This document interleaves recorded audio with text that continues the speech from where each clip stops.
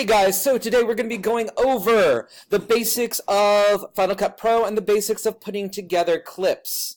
So, I already have clips loaded, but you guys are going to want to start by loading clips of your own. So, at the very top of the screen, there's a little arrow button. That's your import button. So we're going to start there. Import, and you'll see this screen. Of note, we do have cameras built into this computer, so if at any time you need to do a live video, you can record straight from there. I don't know too many projects we do that would need your direct face at your computer, but that is something that is an option. Now, for most of you guys, most of your clips are going to be underneath your name. So whatever your login name is, and underneath the downloads or DW Helper one. So you might want to check DW Helper underneath your name. That should have most of your downloaded videos. For instance, I've got that video in. And you just double click to download. If you want to upload multiple things at a time, say you have 10 or 20 clips that you filmed, you can select multiple items by clicking the first, holding down Shift, then clicking the last, and that should get all of the videos at once. So again, clicking the first, holding down Shift, clicking the last, it gets everything between. So if you're doing multiple videos, that's the way to do that. I'll give everyone a second to get their videos loaded. Okay guys, now that we've got some videos in, here's the basics of editing. At the top, you have your preview. That'll show you everything that you've got. You guys have nice big monitors, but in case you need to make things smaller or bigger, up at the top here are some different view options. So the first button changes how you see it. So up here are the buttons I'm doing. Set this to what you're most comfortable with. For the most part, the one that I'm going to suggest for most of you is this view, the default view. However, at points, you may want to switch to the list view, where it's a list rather than an entire thing. So you can make your choice on that. First button. I like this kind of view. I find it easier to work with. However, some of you guys might prefer list, where you click down here and then get your video on top, rather than having it in a big, giant thing altogether. So that's first button. I'm going to give you guys about 10 seconds just to make a choice on that one. First button, film strip versus list is that choice.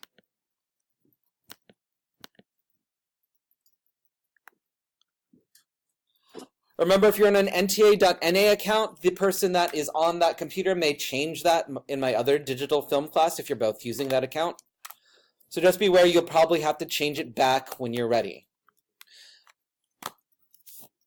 And back with me about 5, 4, 3, 2, 1. So I'm going to change mine to film strip. Be aware yours is going to look a little different.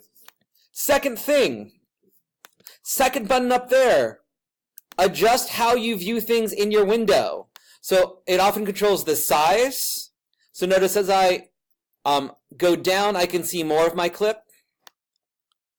That's just how large or how small it is in your preview window. Take a second to make it whatever comfortable size it is for you. I know Mr. Romano's eyesight's not the best, so I need something a little bit larger. But you children with your working eyes might feel more comfortable at a smaller film strip. I am old. Oh, so old. Yes, I'm still recording. You will hear this on the video, Brian Delgado. Okay, back with me in about 5, 4, 3, 2, 1. The first two are much more about comfort. You guys probably, once you find one that you're comfortable with, will probably stick with it. The third one is one that you're going to change. So again, this does size of your preview. This does how much you see in each preview. So notice as I zoom out, I can see the entire strip or the entire film in one piece. Zooming in makes you see more moments. As we're film editing, that will actually show you what the film looks like at that moment. If you scan over it, you'll notice zooming in will show you more precise moments, as opposed to zooming out. Generally, the more detailed your work, the more zoomed in you want to be. So for instance, for this project, since we're talking about dance moves, we're probably going to want to be zoomed in to the 5 second to 2 second mark is probably where we want to be. If you're being really, really precise, you may want to zoom in even to the 1 second or half second. Half second is the closest you can zoom in. And that just means as your mouse goes over it, it shows less time. So notice they're moving really slowly because each of the frames is showing a smaller moment. So all that means is each of these frames now is 1 second or 1/2 second at this level. Again, you'll probably want a 2 second or a 5 second. Should be enough for what we're doing. Questions so far? Okay. Are we ready to start editing now? So here's the basics of editing. And it is pretty straightforward at this point. What you want to do, I'm going to zoom out a little bit. Down here is the timeline of your film. This shows the clips that you've chosen in the order that you've put them in. What you want to do is scan over your dance and try to find a start or a stop of a movement. So for instance, I don't know how well you guys can see my preview window. Let's actually move in a little bit more. I'm going to try to find a moment where they stop or start a movement.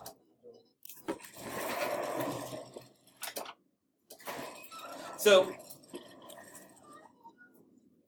let me see where they starts. 2, 3. Wait. So I'm going to take it where they stomp on the floor. Since this is dance, we always want to start and stop on a beat. And luckily, most dances have really obvious movements when they're on the beat. So for instance, when she stomps here, can you guys see that stomp? When she puts her foot down, that's probably a beat. So I can take that, and then I want to stop on another beat. You want to take a decent amount of time, probably around 7 to 10 seconds. That's a little bit too much. Let's do...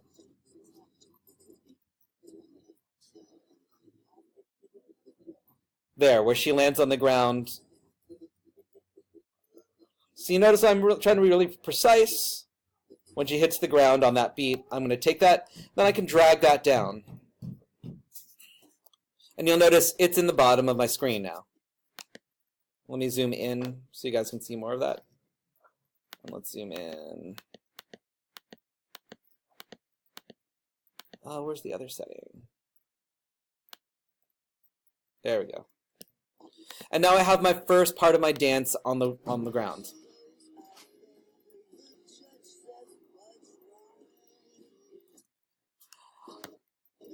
I'm going to then try to do my second clip afterwards. You'll just drag it to the other side.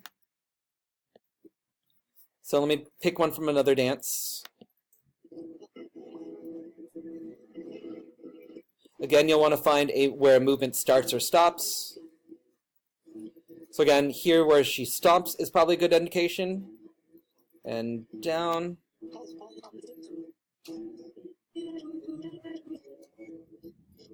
Again, somewhere around 7 to 10 seconds is usually a good amount of time to grab.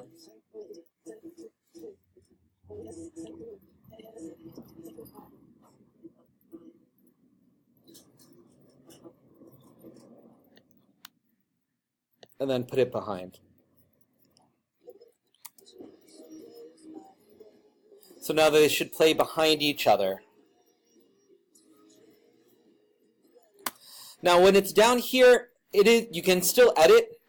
If you notice, for instance, you have too much on the end, you can just grab the end and then roll it backwards to cut out anything that you don't want. So I want you guys to start there. Just try to identify sections that start and stop on a beat, about 7 to 10. Look for big movements. Notice I use stomps. You can use kicks. You can use times when they fling their hands up in the air. But try to get about 3 or 4 of those in a row. And then we'll talk about turning off their music and getting your own music in. I'm going to pause this.